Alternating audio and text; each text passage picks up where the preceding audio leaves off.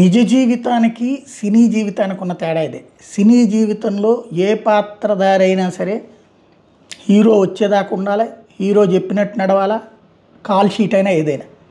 ఇవాళ నిజ జీవితంలోకి వచ్చేటప్పటికి పోలీసులు చెప్పినట్టు వెంటనే రెడీ అయి రావాల్సి వచ్చింది, వెంటనే జీబులో కూర్చోవాల్సి వచ్చింది, హాస్పిటల్కి వెళ్ళాల్సి వచ్చింది, టెస్టులు చేయించుకోవాల్సి వచ్చింది, కోర్టుకు వెళ్ళాల్సి వచ్చింది, చేతులు కట్టుకుని ఉంచోవాల్సి వచ్చింది, ఆ తర్వాత జైలుకి వెళ్ళాల్సి వచ్చింది.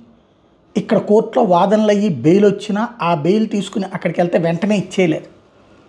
ఆ బెయిల్కి మళ్ళీ టైం వాస్తవంగా 6 మాత్రమే బెయిల్కి సంబంధించిన అవకాశం ఉంటుంది. 6 దాటిన తర్వాత కోర్టు ఇప్పుడు ఆర్డర్ వేస్తే దాన్ని కోర్టు ఆర్డర్ని కాపీ తీసి దాని మీద సంతకం మ్యాజిస్ట్రేట్ గారితో జడ్జి గారితో తీసుకుని అది అప్లోడ్ చేయాలి. అప్లోడ్ చేసిన తర్వాత అక్కడ వెళ్తుంది, వీళ్ళు ఒక కాపీ పుచ్చుకుని వెళ్ళాలి.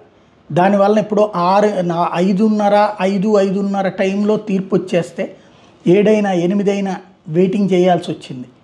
అంటే ఇక్కడ సెలబ్రిటీ కాబట్టి అని చట్టాలు లేకపోతే వ్యవస్థలు నడవు. కొంత ఒక రకంగా ఉపయోగపడింది ఏంటంటే టైము కొంత వేగంగా మధ్యంతర బెయిల్ వచ్చింది అంతవరకు. కానీ మిగతా చూస్తే ఏంటనేది అర్థమవుతుంది. 4 వారాల పాటు బెయిల్, మధ్యంతర బెయిల్ అన్నటువంటిది 4 వారాల విచారణ అన్నటువంటిది ఇక్కడ నడిచింది.